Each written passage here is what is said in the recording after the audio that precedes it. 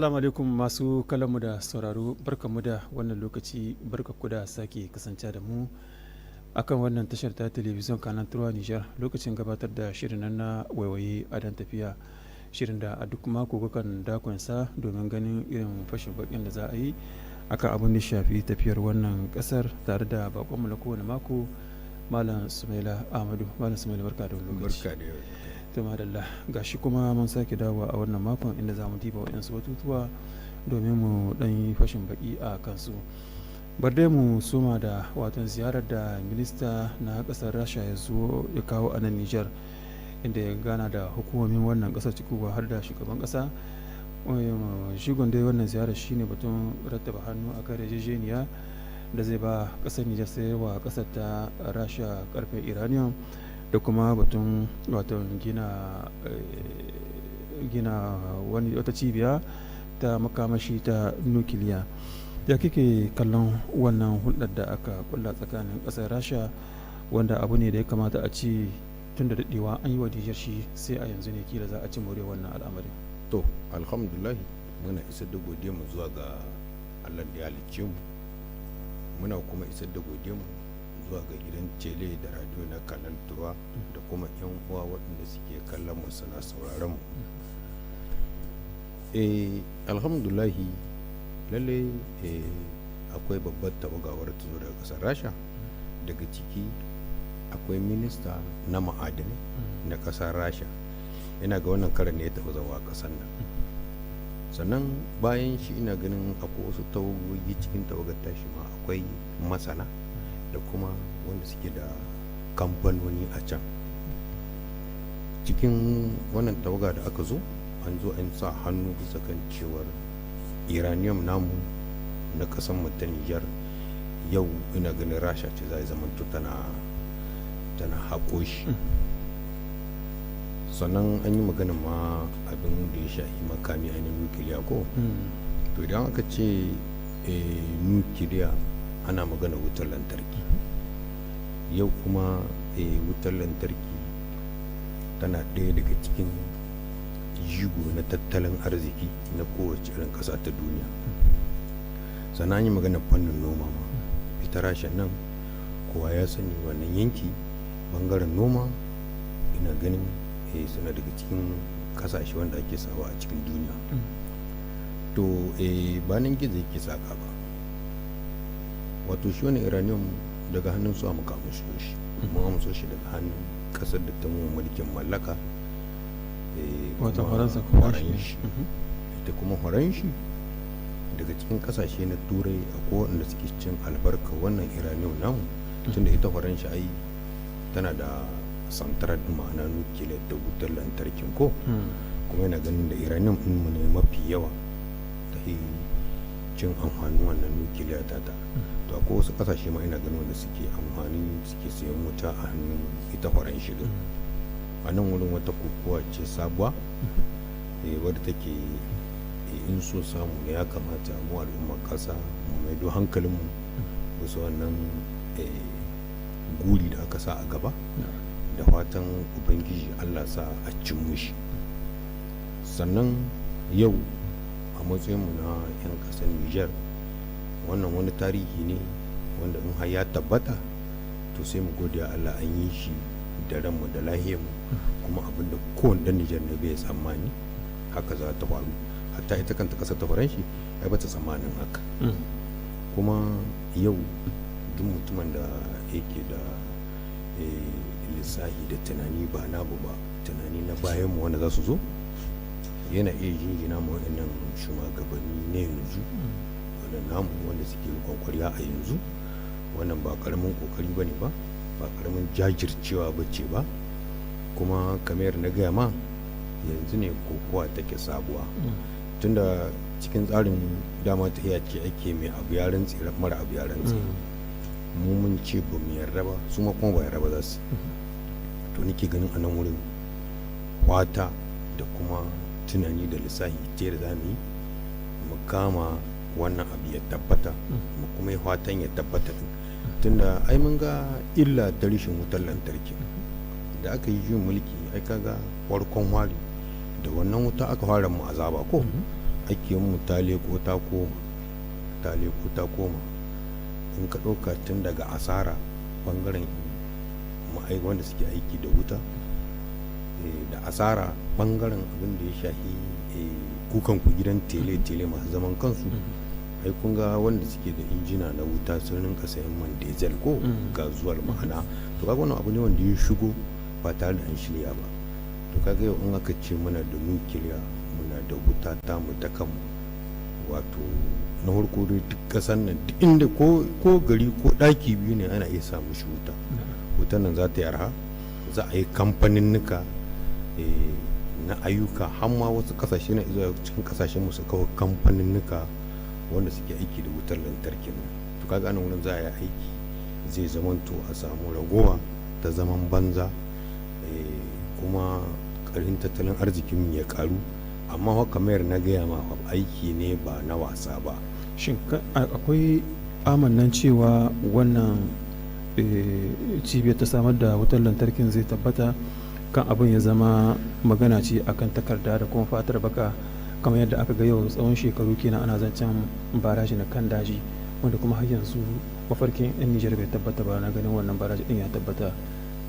Lokacin ba guda bane yau ita in ka ɗauki ƙasar Rasha kaga a wani lokaci da su da China ai kasashen na turai da duka yankin su America din da sauransu ai kukan da suke yi har kullum wa'annan kasashe za su shigo cikin kasashen Afirka to kuma kasashen Afirka ai suna suka tara kowace kasa da irin muhimmancinta a wurinsu kowace kasa da irin arzikin da take Allah ya hore mata wanda suke bukata daga cikin kasashen nan namu guda uku yau babu wata kasa wadda ta zame ma kasashen nan na turai da ita kanta Amerika ba kasar ta yi musu illa kamar tamu wannan iranium din sannan ita Rasha ba za ta yarda ba a halin da yau take fatan cewar ta sami yarda na kasashen mu na Afirka da mai da wannan abin ya zama tarihi. Ina tabbatar maka wani abu in har ka ga ba a yi shi ba to wani abu ne mai karfi wanda yake amma zai fito za su jaraba kar a yi shi su kasashen na turai za su jaraba kar a yi shi din musamman ita kanta horon shi to amma su kuma kasashen da suka yi wani rene har suka sa hannu su kuma ba za su rasa yi kasa a guya ba saboda yau kumya ce a gare su ci baya ne a gare su cewar su haɗa su ki cikawa. Na gaya maka yanzu aiki mu 'yan ƙasa mu ne ya ragewa wannan tunani da wani cece kuce da wasu hirarraki na hwada da wani zage-zage da wani zarge-zarge lokaci ya yi na matattara shi mai da shari guda mu zo mu yi yunkuri na cewar mu ba da goyon baya a tabbatar da wannan aiki saboda mu ma mu kawo tarihi a waye gari waɗanda aka yi basu da wayo ya zama tarihi su sanya aka yi wannan abun wacce hanya aka yi wannan abun wato yancin da ake hudi shi kan shi wannan yana daga cikin yanci babba mai mahimmanci yau a ce iranium ɗinmu ne nukiliya ta wuta wadda take da aiki da iranium ko muna da iranium ɗin to kaga nan wurin mun kwato daga cikin yanci uku mun kwato guda kenan kuma kamar na gaya ma karfin abin da ya shafi wutar lantarki ba karamin tattalin arziki ba ne ba a cikin kasashe da dama to ita kuma kasar ta yi wani niyya yau ta san me yake jiranta cewar ta yi wani alkawali ba ta cika ba wancan kasashen da suka mata ca a ta yakin nan da ake na Ukraine da sauransu ai dama ma na kal ita Rasha ta shigo cikin kasashen namu ne sannan in ba mance ba a tarihi nan da shekaru 3 zuwa 4 sun yi wani taron sa a Ingila ai inda tsohuwar firaminista ta Ingila Angela Merkel ta tashi ta ce ta Jamus a lokacin tana firaminista a Jamus ai ta tashi ta ce yau su menas wato tashin hankalinsu a duniya babu kamar China da Rasha ya ba wani tashin hankali bai na yaƙi tashin hankali na cewa za su shigo cikinmu saboda su bunƙasa mu abubuwan mutum da ai da garinmu ne ake tuwo ana ba mu hannu yau aka ce za a yi tuwon muwa mu ka kwano a jiya horon shi doka irani inda take ai batun mu zancen santaran na wuta ba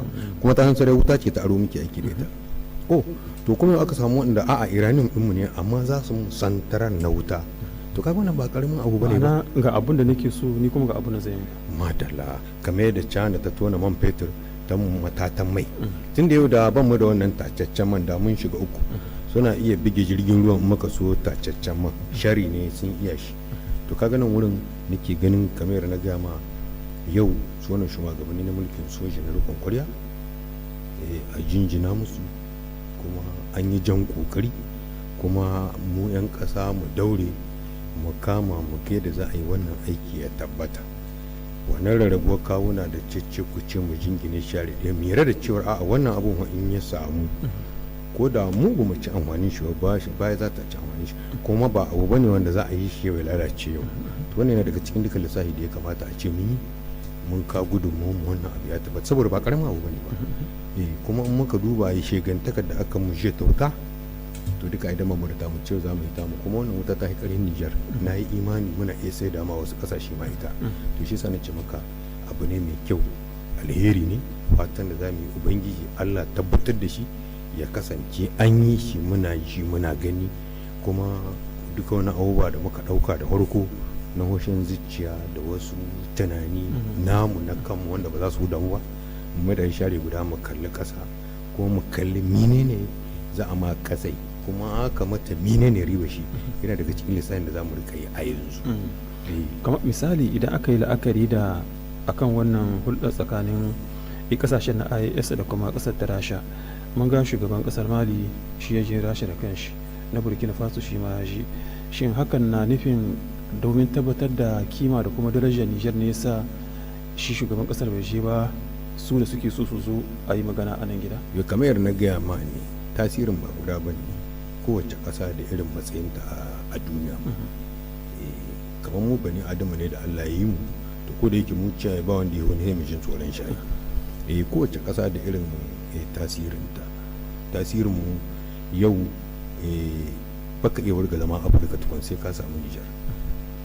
Na ɗaya kenan. Na biyu, faɗin ƙasanmu da kuma iyakokin da muka gama. A lokacin da aka yi juyin mulki da aka ce kaforan shi ta tado jirgin sama ya shigo ƙasar Nijar, sai da ta soke jirgi 12 a ranar. Ba Nijar ba za su sabka, dole sun biyo ta Nijar. Da mu da su ba guda bane, mu muke da Iranium, su ba su da Iranium. To kaga wannan shi Iranium yau kukan da aka yi wani lokaci ma an yi shari an ce da muka rika hulɗa da Iran ake zargin za mu sai da ma Iranium. Mu muke da makamun da mu muke da arzikin da yake iya tarwatsa duniya, su sun sani, su turawa. To kuma yau Allah ya kawo tunda ta yace ake ta ƙarhi, in baka da ƙarhi ka rungo mai ƙarhi. Kuma na gaya maka wannan tsari da ka gani da wannan yaƙi na Rasha, ai lissahi ne su Putin da su da China ba tun yau ba su kai wannan tsarin ba na shigowa kasashen mana ba yau ba ne, tsari ne wanda sun yi shi fiye da shekara kusan ina ya ce ma 15 zuwa 20. A wani lokaci kullum abin da ake cewa China ta mamaye Afirka da bashi. China ai haka ne suke hudu su kasashen turai ko to bashin nan na shari ma ake bamu na bankin duniya na cewar akwai abin da bai wahi a ce sai ma mun yi a bamu kudin ko yau su bashin su ne su ma na shari ne. Wato wannan tsari Putin ba zai wasa wannan ba har abada, ba za su tsaida shi ba, sai dai ma yakin duniya na uku za a yi, sai dai a yi. Putin bai tsayawa wannan manufar da ya dauka bai haka ita China. Sannan kahin Putin ya shiga wannan tsarin, ina ganin har matar shi ya saki ba da diyan shi, matar shi da diyan su biyu ya zamanar da ita cewar za su yi rabuwa war take dokar su ta can ta amince. Ya nuna mata cewa akwai abin da zai shiga wanda bai da lokacinsu, amma kuma duk Rasha ba wanda ya san inda suke heshi. To wanda ya wani niyya akwai wani wanda ya isa ya dakatar da shi. Wato an yi niyya ne na cewar lokaci ne, zamani ne, shi kuma zamani Allah ne, mai su can ba su yarda da Allah ba. To wannan ina tabbatar maka cewar ni dai ina tunanin mu maimakon waɗannan kasashe na Rasha ba za ta wasu wani abu muddin ba, sai dan an dauke ta daga doron kasa, yayin ta rage tamu mu yan kasa da mu da waɗannan shugabanni namu, ya kasance kamar na gaya ma mu ba da goyon baya wannan aikin ya tabbata, a maimakon mu rika saci hudi da kuma wasu abubuwa, wasu muhawarori wanda suke bata ma mutane rai ko kuma wani tunani wanda bai da wani. mu komo tunanin cewa daga cikin gwagwarmayar da aka yi, daga cikin wahalar da muka sha, mun ciwo abu guda kuma mai mahimmanci shine nukiliya ta wutar lantarki, kuma wuta tamu wadda za mu iya ɗauka har mu saida. Wannan ba karamin alheri bane ba, mai fatan kawai ya tabbata. na bari mu shiga wani mataki da kasar amerika ta ɗauka a cikin wannan mako da muke ciki, shine na soke ba da takardar visa ga 'yan nijar da ke son zuwa kasar ta amerika, illa banda na bangaren na diplomasiya da kuma na hukumomi da ke son na hukumomi na kasar ta nijar. Ya kake ganin wannan matakin na kasar ta amerika ta dauka, duk da yake cewa shugaban na kasar amerika yana ci gaba da daukar wasu matakai na kakaba haraji ga waɗansu kasashe na duniya? To wannan tsari babu hankali a ciki. Wato amerika gigi cewa ne suka yi da shi kan shugaba trump din, ai sun dade suna cewa su ne manya a duniya, kuma sun dade suna yin abin da suke so lokacin da suke so. yau karshen wannan ne ya zo, kuma ya zo, kuma ba su isa su tsaye da shi ba. Haka za su yi ta yi kamar a yanka dabba ne ta yi ta halbe-halbe, to dole mutuwa fa za ta yi. wani halbe-halbe bai hana ta mutu, shine amerika take yi. Babu hankali a tsarin amerika, ko bin fatan su yi hankalin kasashen da yake dora ma harajin. yau kasa nawa ce, kuma yau kahin ya tsafar da mu daga cikin tsarin visa, ya ga da Chad suka fara ko, ya gangara ya zana kasashe na afirka kusan guda 20 da wani abu, wani somaliya da sauransu ko, ya gangaro yanzu yau aka wa gari mu. Duk ba shi bane zancen. A ƙarshe ma kuma harajin yana cewa duk kasashen da suka shiga cikin BRIC zai ƙara musu haraji. ya zamana a duniya amurka, duniyar rishin hankali, duniyar rishin adalci, duniyar renin wayo, su suka isa su yi, wani bai isa bai aka. Saboda me? wannan zamani ne kamar na gaya ma ne, juyi ne Allah da kai kawo, ba amma Allah ganganci, walau su duka su bi, walau a yi suna so, walau a yi basa so, wasu ta zo kuma haɗuwa za su yi. Kanura siyasar su sun mato daga ita, kamar yadda su kasashen turai su horon shi suka riƙo ta matattar siyasa, sai su ɗauki shugaba su bar talakawa. Ayaka ne suka rika yi. To su kuma sai suka shigo siyasa ƙarfi, yaƙi kura, in baka raba an murɗa da ƙarfi a yaƙi a kai ma ƙasar ka hari a yi komi. To wannan lokacin ya wuce, ba zai yiwu ba. Yawa to don haka su ba mu biza, ka su ba mu biza. Amerika sunanta Amerika, Nijar sunanta Nijar. Yawan wasu muke makai matsayin da mu ma in za su zo ƙasar ta mu sai min yarda. Mu ma so muke ai mu kai matsayin da muna iya cewa ma kar su ƙara zawa ƙasar mu, nan ne muke so mu zo. Ai dama ba wani abu ne, kamar na gaya ma can wani tsari ne aka yi wanda aka nuna ma mu ba kowa bane, ba mu da komi. In ka ga yaro yana tamowa a cikin hoto dan Nijar ne, in ga mutane suna bara a ƙasar waje a ce 'yan Nijar ne. Kai dai abubuwa in aka tashi tsari a tattaro wata dawa wadda ta kare ma dabbobin su ma bisa ce sai ba mu da sunan taimako, to duk wannan tsarin Allah ya ce a'a, mu ma mun ce a'a, Rasha ta ce a'a, to shi kenan mu zuwa mu taimaka gani. Shirme ne suke, yadda ya ce ba a yi shi zai koma ce a nai, saboda a duniya bakin da ya ce albarka shi ke ci aka kuɗi. Muna nan da kai Amerika sai ta rika ciya ma mutane ku zo Amerika suna ci a basa zawa, a rika kwana ana tashi. Allah bai yarda da abin da suke yi, kuma Allah ba zai taɓa yarda ba. Ai alƙawli na Allah, daman ma shi Allah in ana tahiyawa da gobe yana baka talala kamar yadda ya ba Fir'auna. A ƙarshe aka kashe shi da ruwa ko ba shi bai ruwan ya sani shi ya fura. To haka ne ake haka za a tahi. Al'amari na Allah ba wanda ya sai ta da shi. Wannan karfi nasu kahin su yi karhi, akwai kasashen da suka yi karhi tun kahin su yi. Ka lura in ka ɗauka tun daga Iran aka zo Turki, Rasha ta ɗauka. Yau Rasha, Union Soviet ta rarrabu, su wani kiran da sauran da suka fita ko ya ta ɗauki wannan karin. Amma ita karinta sai zamana take amfani da kuɗinta ta sa muku takunkumi, ta murɗa ku, ta da jirage, kai dai abubuwa ga sunan wanda ba su da kyau. Yau shi kenan sai Allah ya sa musu ido. Yau da Allah ya ki aihuwa don kaɗan shi ya hulɗa da yan iska ne, shi yasa Allah ya ki aihuwa. To kenan an zo nan wurin bayi ne su na Allah, kuma Allah yana da birkin da zai taka musu, kuma wanda ya sai tsira. To nan ne aka zo, su so kasu so nan ne aka zo, kuma haka za a yi. ka rabu da su biza in suna so kar su ba mu ai dai kasan mu tana nan ko yo mu ma muna nan za a waye gari mu ma abin da suka mu ko jikokin mu sarama bisa jikokin su haka ne za a yi. Bari mu zo halin da ake ciki a gabas ta tsakiya. Ga dukkan alamu kasashen duniya sun yadda a yi ƙasa biyu, wato Isra'ila da kuma Palestine, wanda manya-manyan kasashe da ke goyon bayan ita Isra'ila a yau musamman kasashen turai sun fara dawowa daga rikiyarta, inda sun fara ayyana cewa a watan Satumba na wannan shekarar da muke ciki za su amince da kafa kasar Palestine mai zaman kanta. Ya kake ganin ana iya cewa su kansu sun fara gajiya da irin halaye da kuma ɗabi'un da Netanyahu ke nunawa na amfani da yunwa domin gallazawa al'ummar Palestine a yau? Lissahi ne suke irin wanda mu mai ba haka nan bane, babu yadda za a yi bai hudu ya ce abu hudu baya, amma a hayaki na hudu na kogo. Wato sun yi lissahi, su ma lissahi ne suka yi yanzu za su komo duniyar musulmi don su yi martaba. Shi ne dabara ba wani abu da shekara nawa ake cewa a yi kasar majalisar yankin duniya tana nan, su ma suna nan, dan me sai yanzu. Wato sun ga babu wurin zuwa so gona, wata siyasa ce suka bullo da ita na cewar ya za a yin su maido hankalinsu yankin gabas ta tsakiya gudan su hudda Amerika daga wannan yankin. Tun da kuwa san Amerika ita ce ta mai gindi, Isra'ila suke kashe mutane a wannan yankin duk lokacin da suka ga dama. A ƙarshe kisa na shari wanda suka yi suke ci gaba da yi a yanzu. Ai kaga taimako Isra'ila ta ce kala a sayo duk tala na ya taimakon zuwa ake ana tara shi da rage iyakokin sayo taimakon ko yara suke mutuwa da yunwa da sauransu.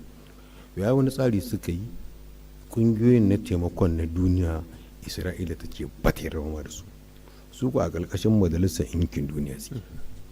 Dole wannan ƙungiyoyi suka dangana suka dakata. Yanzu da abin ya kai wannan taimako wanda aka kai aka tara, sai suka kawo kungiya da Amerika da ita Isra'ila.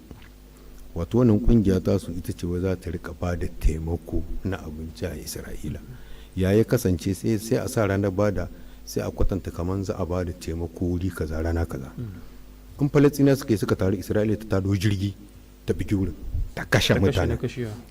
Sai zama na Falastina dole ya zamanto walau su zaɓi yunwa ko su zaɓi mutuwa, ka gane. To haka ne ake ta tahiya. To su ne suka lissafa su, an gano cewa Amerika ita ke tare Isra'ila. To sai suke so su gwada a to suna tare da Palestine don su samu goyon bayan kasashen larabawa da kasashen musulmi su hudda Amerika daga cikin wannan yankin. Duka rikicewa ne suka yi bisa kan abin da ya shahi tattalin arziki, saboda su dai sun yi imani wayannan kasashen 2 zuwa 3 kamar su India, kamar su China da su Rasha, wannan gungun da suka yi inda ya tafi haka to su sun san su ma sun kare. Ana magana dolar zai kare ba tana euro, iran ai dolar shi ke gaba da euro. A yin ta yadda ake sun fara ciniki tsakaninsu da kudadensu ba da dolar ba. Sun fara ciniki misali in ka ɗauki Brazil, suna zuwa 'yan Brazil su ka inda su ba da kudin Brazil da ku sai dolar. China tana zuwa Saudiya tana yi siyayya da kudinta na China. To kaga wannan ba karamin ta'adi bane a gare su. Su lissafi suke shine mu ban mayi, mu sai muke aiki da hushin zuciya ko da kiyayya wani ko kuma a saboda wani, sai mu tsaya mu yi nazari mu ga menene makoman mu da makoman kasan mu.